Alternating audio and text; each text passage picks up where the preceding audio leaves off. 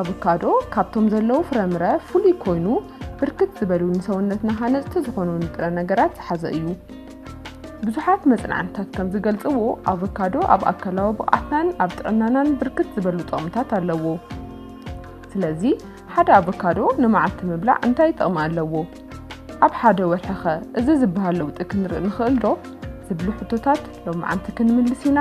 ክሳብ መወዳእታ ተኸታተሉና።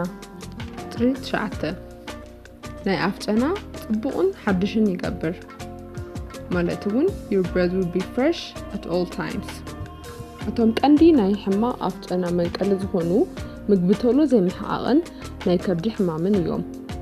አቮካዶ መዓልታውን ንምገብ እንተኾይና ግና ነቶም ችግራት ክነወግዶም ንኽእል ኢና።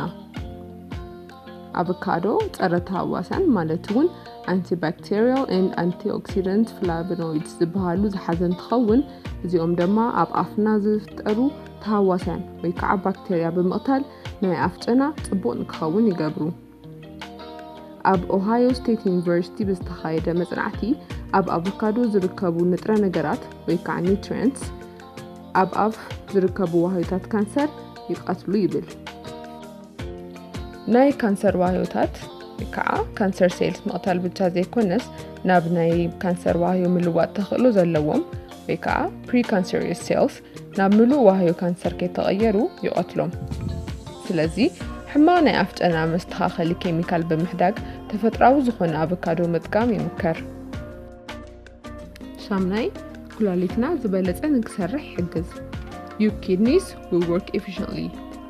አቮካዶ ፖታሽየም ዝበሃል ማዕድን ወይ ከዓ ሚነራል ኣለዎ። እዚ ማዕድን ኣብ ሰውነትና ጽቡቕ ዝኾነ ናይ ፈሳሲ ምምጥጣን ማለት እውን ባላንስ ንክህሉ ይገብር።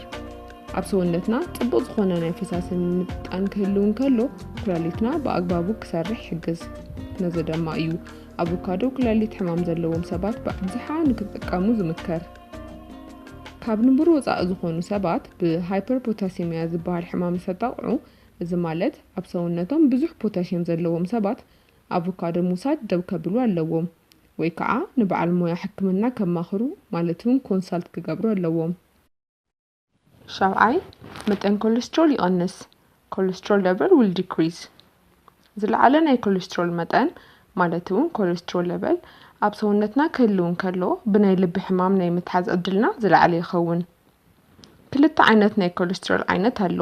LDL ማለት እውን low density lipoprotein ዝበሃል ንሰውነትና ዝጎድእ እንትኸውን እቲ ሓደ ከዓ HDL ማለት እውን high density lipoprotein ዝበሃል ጽቡቕ ናይ ኮሌስትሮል ዓይነት እዩ።